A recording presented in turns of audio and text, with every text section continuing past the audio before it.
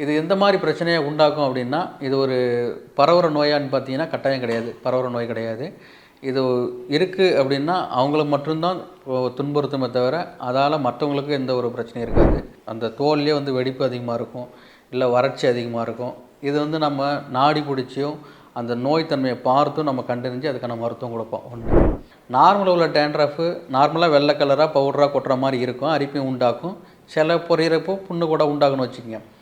ஆனால் சொரியாசிஸில் உள்ள ஸ்கால்ப் சொரியாசிஸில் உள்ள டேண்ட்ரஃபு படிமானம் ரொம்ப தடிமனாகவும் இருக்கும்.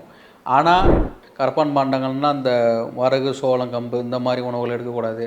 புளிப்பு சார்ந்த உணவு எடுக்கக்கூடாது. கத்திரிக்காய், பாகக்காய் இந்த மாதிரி உணவுகள் எடுத்துக்கூடாது. ஒரு வேப்ப இலையை எடுத்து நல்ல நிழலில் வளர்த்தி, இல்லை பவுடராகவே கிடைக்கும், ஒரு ஸ்பூன் போட்டு நல்லா ஒரு 100 ml தண்ணி விட்டு நல்லா காய்ச்சி இறக்கி வடிகட்டி அதில் ஒரு ஸ்பூன் மஞ்சள் எடுத்து தினசரி. வணக்கம், நான் சித்த மருத்துவர் doctor Panneerselvam from Srividya Siddha Varma hospital, Ariyalur. இன்றைக்கி நம்ம எதை பற்றி பார்க்க போகிறோம் அப்படின்னா, காளாஞ்சகப்படை அப்படின்னு சொல்லக்கூடிய சொரியாசிஸை பற்றி தான் பார்க்க போகிறோம். இந்த சோரியாசிஸ் யாருக்கு வரலாம் அப்படின்னு பார்த்தீங்கன்னா, யாருக்கு வேணாலும் வரலாம். இது ஒரு ஆட்டோமின் டிஸார்டர். இதுக்கான காரணங்கள் பார்த்திங்கன்னா அனோன் காஸ், காரணம் தெரியாது, ஜெனட்டிக்காக இருக்குது அப்படின்னு சில காரணங்கள், ஸ்ட்ரெஸ்ஸாக இருக்குது, இந்த மாதிரி சில காரணங்கள் தான் இருக்குது. ஆனால் பெரிய அளவுக்கு சின்ன குழந்தைகளுக்கும் வர்றதை நம்ம பார்க்க முடியுது. இது வந்துட்டால் சரி பண்ணிக்கலாமா, பண்ண முடியாதா அப்படின்னு ஒரு கேள்வி இருக்குது. சித்த மருத்துவத்தில் சரியாகுது, சயின்டிஃபிக்காக சரியாகாது, மேனேஜ் பண்ணிக்கலாம் அப்படின்ட்டுருக்கு. நம்ம ப்ராக்டிஸில் பார்க்குறப்போ சரியாகுது. ட்ரீட்மெண்ட்டு ஃபாலோ பண்ணுறவங்களுக்கு சரியாக இருக்குது. 5 வருஷம் 6 வருஷம் ஆகியுமே திரும்ப வரலை. சரி, சொரியாசிஸ்னா என்னென்னு பார்ப்போம். இது ஒரு ஆட்டோ இம்யூனோ டிஸார்டர். இது வந்து ஒரு தன்னுடல் தாக்கல் நோயின்னு சொல்லலாம். சரிங்களா? இது எந்த மாதிரி பிரச்சனையை உண்டாக்கும் அப்படின்னா, இது ஒரு பரவுற நோயான்னு பார்த்தீங்கன்னா கட்டாயம் கிடையாது. பரவுற நோய் கிடையாது. இது இருக்குது அப்படின்னா அவங்களுக்கு மட்டும்தான் துன்புறுத்துமே தவிர, அதால் மற்றவங்களுக்கு எந்த ஒரு பிரச்சனையும் இருக்காது. சொரியாசிஸ் இருக்கிறவங்களோட பழகிறதுனாலையோ ஒன்றா இருந்து சாப்பிட்றதுனாலையோ மற்றவங்களுக்கு பரவாது. சொரியாசிஸ்னால் என்ன அப்படின்னு புரிஞ்சுக்கிறதுக்காக நான் சின்னதாக சொல்கிறேன்.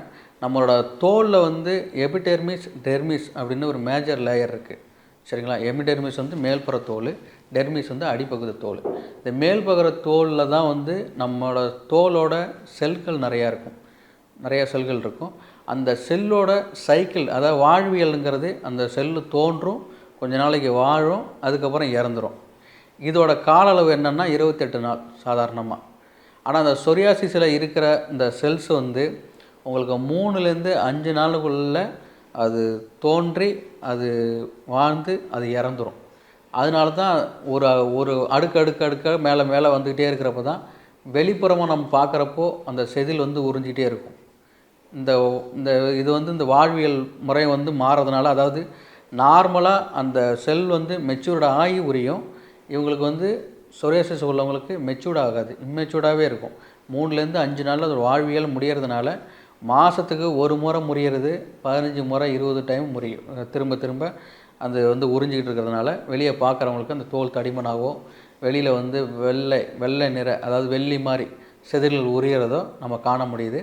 சித்த மருத்துவத்தில் இது வாதம், பித்தம், கபம் அந்த மாதிரி பார்க்குறப்போ, வாத நோயினா உங்களுக்கு வந்து வீக்கத்தை உண்டாகும், ரொம்ப எரிச்சலை உண்டாகும். இந்த மாதிரியும் ரொம்ப உலர்வு தன்மை, அதாவது வெடிப்பு, அந்த தோல்லே வந்து வெடிப்பு அதிகமாக இருக்கும், இல்லை வறட்சி அதிகமாக இருக்கும். இது வந்து நம்ம நாடி பிடிச்சியும் அந்த நோய் தன்மையை பார்த்தும் நம்ம கண்டறிஞ்சு அதுக்கான மருத்துவம் கொடுப்போம். ஒன்று, இது எந்த மாதிரி சிம்டம் இருக்கும் அப்படின்னு பார்த்தீங்கன்னா, பெரிய அளவுக்கு நமக்கு எந்த மாதிரி அறிகுறிகள் இருக்கும் அந்த சொரியாசிஸ் இருக்கிறவங்க அப்படின்னா, நம்ம ப்ராக்டிஸில் பார்க்குறப்போ சொரியாசிஸ்னு நம்மக்கிட்ட வர பேஷண்ட்டு பாதி விழுக்காடு அது சொரியாசிஸே கிடையாது, அது எக்ஸிமாவாக இருக்குது. சாதாரண ஃபங்கல் இன்ஃபெக்ஷன் அதிகமாகி எல்லா இடமும் அரிப்பு இருக்கிறவங்க அது வந்து ஒரு 10 நாள் 15 நாள் சரி பண்ணக்கூடியது. இப்போ சாதாரண ஃபங்கல் இன்ஃபெக்ஷன் அப்படி இருக்குன்னா, 10 நாள் 15 நாள் சரி பண்ணக்கூடிய நோயை 3 வருடம் 2 வருடமாக சரியான மருத்துவ முறைகள் இல்லாமல், இன்டர்னல் ஹைஜீனிக்கு ரொம்ப ஹைஜீனிக்காக இல்லாமல், அதை வந்து காலப்போக்கில் அது சொரியாசிஸ் நினச்சிக்கிட்டு வர பேஷண்ட் ஏராளம். சாதாரண ஃபங்கல் இன்ஃபெக்ஷனை சொரியாசிஸ் நினச்சிக்கிட்டு மன உளைச்சல் ஆகிக்கிட்டு இருக்கிறவங்க ஏராளம். அதனால் பக்கத்தில் உள்ள மருத்துவரை அணுகி இது என்ன அப்படிங்கிற ஒரு ப்ராப்பர் டயக்னோசிஸ் பண்ணிக்கிட்டு அதுக்கான மருத்துவம் ஃபாலோ பண்ணுறது ரொம்ப நல்லது. சரி, எந்த மாதிரி சிம்டம் இருக்கும் அப்படின்னு பார்த்தீங்கன்னா, ஃபஸ்ட்டு அரிப்பு தான். நீங்கள் நல்லா சொரியிறீங்க அப்படின்னா மீன் செதில் மாதிரி உரியும். அந்த உறிஞ்ச இடத்துல பார்த்தீங்கன்னா ஒரு குண்டூசி எடுத்து குத்துனா ஒரு ரத்தம் பின் பாயிண்ட் ப்ளீடிங் இருக்கும். இதுதான் வந்து இந்த சொரியாசிஸ்க்கு உள்ள ஒரு தனித்துவமான தன்மை. சரிங்களா? அதுக்கப்புறம் சில பேர் தலையில் நிறைய டேண்ட்ரஃப் இருக்குது, இது ஸ்கேல்ப் சொரியாசிஸாக இருக்குமா அப்படின்னு வரதும் உண்டு. நமக்கு சொரியாசிஸில் உள்ள டேண்ட்ரஃபுக்கும் நார்மலில் உள்ள டேண்ட்ரஃபுக்கும் உள்ள வித்தியாசத்தை சொல்கிறேன். நார்மலில் உள்ள டேண்ட்ரஃபு நார்மலாக வெள்ளை கலராக பவுடராக கொட்டுற மாதிரி இருக்கும், அரிப்பையும் உண்டாக்கும், சில பொரியறப்போ புண்ணு கூட உண்டாகுன்னு வச்சுக்கோங்க. ஆனால் சொரியாசிஸில் உள்ள ஸ்கேல்ப் சொரியாசிஸில் உள்ள டேண்ட்ரஃபு படிமானம் ரொம்ப தடிமனாகவும் இருக்கும். ஆனால் அந்த அந்த இடத்துல சிவப்பு கலரில் ஒரு இன்ஃப்ளமேஷன் உண்டாக்கும், சிவப்பு தழும்பு மாதிரி உண்டாகி அது மேலே டேண்ட்ரஃப் வரும். பின்புறமாக இருக்கலாம், முன்புறமாக இருக்கலாம், காதுக்கு பின்புறமாக இருக்கலாம். இந்த மாதிரி ரொம்ப அதிகமான பவுடர்கள் உதிர்ந்துக்கிட்டே இருக்குது அப்படின்னா நீங்கள் அதில் கொஞ்சம் கவனம் செலுத்த வேண்டிய கட்டாயம் இருக்குது. இது எங்கெங்கே வரும், எந்தெந்த பகுதியில் வரும் அப்படின்னா சாதாரணமாக முழங்கை, முழங்கால், காது பின்புறம், தலை பின்புறம், இது காமனாக வரக்கூடிய இடம். முதுகு சில பேர்த்துக்கு உடம்பு ஃபுல்லாமே இருக்கும், இது காமனாக உள்ளது, முகத்தில் பெரிய அளவுக்கு காணப்படாது. சில பேருக்கு இது பிளான்டர் சொரியாசிஸ் சொல்லக்கூடியது பாதம் அடிப்பாதத்துலேயோ கையிலையோ நகத்துலேயோ இந்த மாதிரி வர்றதும் உண்டு. இதுக்கான காரணம் பார்த்திங்கன்னா ஃபஸ்ட்டு சொன்ன மாதிரி தான் ஆட்டோமியூன் டிஸார்டர். அது ஆட்டோமியூன் டிஸார்டர். அதுக்கப்புறம் ஜெனட்டிக்காக உள்ளது. ஜெனட்டிக்காக ஏதோ ஒரு ஆளுக்கு நம்ம குடும்பத்தில் யாரோ ஒரு ஆளுக்கு இருக்குது அப்படின்னா அது நமக்கு வர வாய்ப்பு இருக்குது.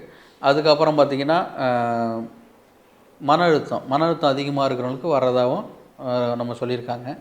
இது நிறைய காரணங்கள் இருக்குது. நம்ம வந்தால் சரியான மருத்துவ முறை எடுத்தால் ஓரளவுக்கு இதனால் இருக்கிற தொந்தரவை குறைச்சிக்கிட்டு நார்மலாக நம்ம இருக்க முடியும். நீங்கள் மருத்துவ முறையை ஃபாலோ பண்ணலன்னா நாளாக அதிகமாகி உடம்பு ஃபுல்லாக பரவுறதுக்கு வாய்ப்பு இருக்குது. ஃபஸ்ட்டு எந்த மாதிரி உணவுகளை இந்த சொரியாசிஸ் இருக்கிறவங்க தவிர்க்கணும். சித்த மருத்துவத்தில் நம்ம கரப்பான் பாண்டங்கள்னு சொல்லுவாங்க, நம்ம அதையுமே தவிர்த்துக்க சொல்கிறோம். இப்போது கரப்பான் பாண்டங்கள்னால் இந்த வரகு, சோளம், கம்பு இந்த மாதிரி உணவுகள் எடுக்கக்கூடாது. புளிப்பு சார்ந்த உணவு எடுக்கக்கூடாது. கத்திரிக்காய், பாகக்காய் இந்த மாதிரி உணவுகள் எடுக்கக்கூடாது. அப்புறம் நான்வெஜ்ஜு ரொம்ப அதிகமாக இருக்கிறனால தவிர்க்க சொல்கிறது. போதுமான அளவுக்கு குழம்புல உள்ளது ஏதோ மாதத்தில் 1 நாளோ 2 நாளோ எடுக்க சொல்கிறது. நான்வெஜ்ஜுனால் மட்டன், பீஃபு, மீன் சாப்பிடலாம். ஆனால் மீன் குழம்புல புளி அதிகமாக சேர்க்காமல் மீன் எடுத்துக்கலாம். சரிங்களா? அதுக்கப்புறம் டீப் ஃப்ரை பண்ணுறது எதையாக இருந்தாலும் ரொம்ப எண்ணெயில் போட்டு நல்லா வறுத்து எடுக்கிறத ரொம்ப முடிஞ்ச அளவு குறைச்சிக்கிங்க. சுகர் அதிகமாக சாப்பிட்றாங்க, பால் அதிகமாக சாப்பிட்றவங்க இதை முற்றிலுமாக தவிர்க்கணும். சுகர், பாலை குறைச்சாவே உங்களுக்கு இந்த பிரச்சனை குறைஞ்சிரும் ஆட்டோமேட்டிக்காக. அப்புறம் புகைப்பிடிக்கிறவங்க, ஆல்கஹால் எடுக்கிறவங்க இதெல்லாம் குறைச்சிட்டிங்கன்னா இன்னுமே ரொம்ப நல்லது. எந்தெந்த உணவை சாப்பிடலான்னு பார்த்தீங்கன்னா நிறையா பழம் எடுத்துக்கலாம், காய்கறி எடுத்துக்கலாம், கீரைகள் எடுத்துக்கலாம். நீங்கள் கீரைகள் எடுத்துக்கிட்டிங்கன்னா மலைக்கட்டு இல்லாமல் உங்களுக்கு வாதம் உடம்புல அதிகமாகாமல் ரொம்ப பாதுகாப்பாக இருக்கும். நார் சத்து உணவை நிறையா எடுத்துக்கிட்டிங்க அப்படின்னா ரொம்ப இந்த சொரியாசிஸுக்கு ரொம்ப நல்லது. குறிப்பாக சொல்லணும் அப்படின்னா நல்லா தண்ணி குடிச்சிக்கிட்டு தினசரி ஒரு அரை ஸ்பூன் காலையில் எழுந்திரிச்சோடனே மஞ்சள் எடுக்கிறீங்க அப்படின்னா உங்களுக்கு நோய் தன்மை குறையிறதுக்கு ரொம்பவே ஹெல்ப்ஃபுல்லாக இருக்கும். சித்த மருத்துவத்தில் இந்த காளாஞ்சகப்படைக்கு குறிப்பாக சொல்லணும் அப்படின்னா குடல் பித்தத்தை குறைக்கணும் அப்படின்னு சொல்லியிருப்பாங்க. குடல் பித்தம் அப்படின்னா உங்களுக்கு இந்த குடல் பித்தத்தை கூட்டக்கூடிய உணவுகளை முதல்ல தவிர்க்கணும். என்னென்ன உணவுகள் உங்கள் குடல் பித்தத்தை சீக்கிரம் கூட்டும் அப்படின்னா டீ, காஃபி, புளிப்பு இந்த மாதிரி உணவுகளை அதிகமாக எடுக்கிறீங்க அப்படின்னா குடல் பித்தம் அதிகமாகும். குடல் பித்தம் அதிகமாகிறப்போ உங்களுக்கு சொரியாசிஸ் பிரச்சனை ரொம்ப அதிகமாகும். அதனால் அதை முற்றிலுமாக தவிர்க்கணும்.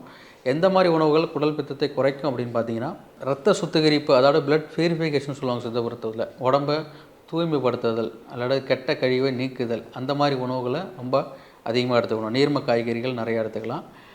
குறிப்பாக சொல்லணும், நீர்ம காய்கறிகள் எடுத்துக்கலாம். குறிப்பாக சொல்லணும் அப்படின்னா நம்ம தினசரி இல்லை, வாரத்தில் 2 முறையோ 3 முறையோ வேப்ப இலை ஒரு 4 இலை 5 இலை டெய்லி மென்று சாப்பிட்லாம். கொழுந்தாக எடுத்து மென்று சாப்பிட்றதுனால நல்லது.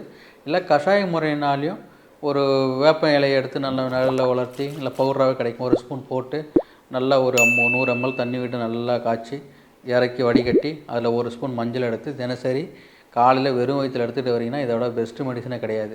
இந்த வேப்பலையில் ஆன்டி இன்ஃப்ளமேட்டரி ஆக்ஷன் இருக்குது. அந்த வீக்கத்தில் உள்ள சொரியாசிஸில் எங்கெங்கே வீக்கம் இருக்கோ உங்களுக்கு அதை எல்லாத்தையும் கம்மி பண்ணணும். அந்த சொரியாசிஸுக்கும் நல்லது, பொதுவாக தோல் நோய்க்கு ரொம்ப நல்லது. கூட கொஞ்சம் அருகம்புல்னு சேர்த்துக்கிட்டிங்கன்னா உங்களுக்கு அரிப்பு குறையும் நல்லாவே. உதாரணத்துக்கு 1 ஸ்பூன் அருகம்புல் பவுட்ரு, 1 ஸ்பூன் வேப்பலை பவுட்ரு போட்டு நல்லா கொதிக்க வச்சு ஒரு 4 மிளகு போட்டு நல்லா கொதிக்க வச்சு அதில் ஒரு வடிகட்டி ஒரு 50 ml 60 ml ரெகுலராக சாப்பிட்டுட்டு வந்தீங்கன்னா எல்லா நோய்க்கும் தோல் நோய்க்கு ரொம்ப நல்லது.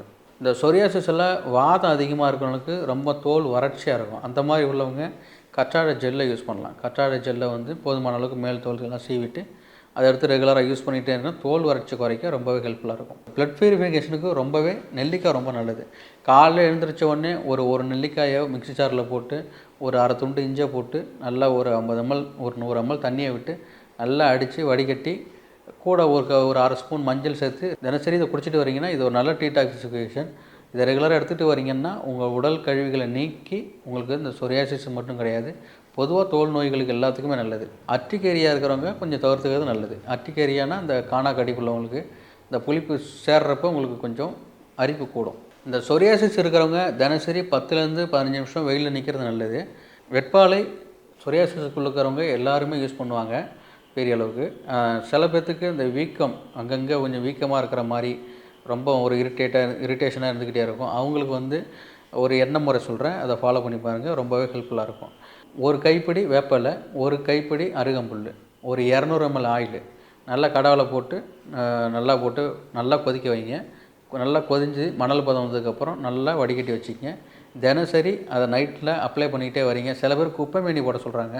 குப்பைமேனி போடுறீங்க அப்படின்னா இந்த வெடிப்பு உள்ளவங்களுக்கு ரொம்ப எரிச்சல் அதிகமாகும். சரிங்களா? அதனால் அது நல்ல விஷயந்தான், நான் தாங்க முடியாது.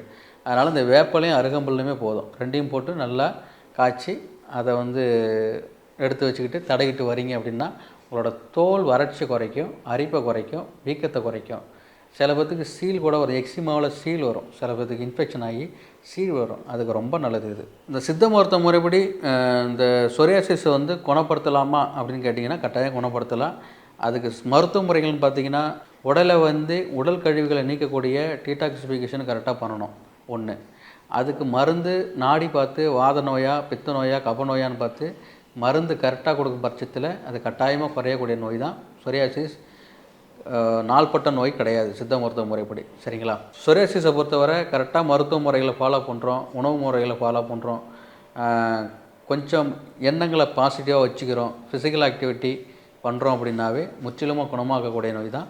கட்டாயம் இதை பார்க்குறவங்க ரொம்ப நாள் பட்டு இருக்கிறவங்களும் இருப்பீங்க. கட்டாயம் நம்பிக்கையாக இருங்க, இது சரியாயிரும். மற்றும் ஒரு வீடியோவில் சந்திக்கும் வரை நான் விடைபெறுகிறேன். நன்றி, வணக்கம். இந்த வீடியோ உங்களுக்கு பிடிச்சிருந்தா லைக் பண்ணுங்க, ஷேர் பண்ணுங்க, கமெண்ட் பண்ணுங்க. மறக்காம ஹெல்த் கஃபே தமிழ் சேனலை சப்ஸ்கிரைப் பண்ணிட்டு பெல் பட்டனை கிளிக் பண்ணிடுங்க.